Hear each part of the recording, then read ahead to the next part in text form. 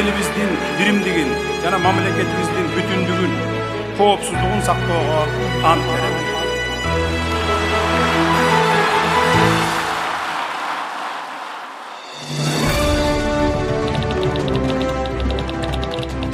Элибиздин Кумтөр боюнча ой тилеги ишке ашты. Кыргыз Республикасынын экологиялык коопсуздугунун нормаларын одоно бузгандыгы үчүн Кумтөр кенине 17 майдан тарта убактылуу тышкы башкаруу киргизилди. Центра Голдинг компаниясы өзүнүн баланстык наркынан $926 миллион эсептеп чыгарып, бизнес операциянын токтогондугун, аны менен Кумтөр кенине көзөмөлдү жоготконун билдирүүгө аргасыз болду. Кыргызстан Кумтөр боюнча өз позициясын эл аралык соттордо дагы ийгиликтүү коргоп жатат.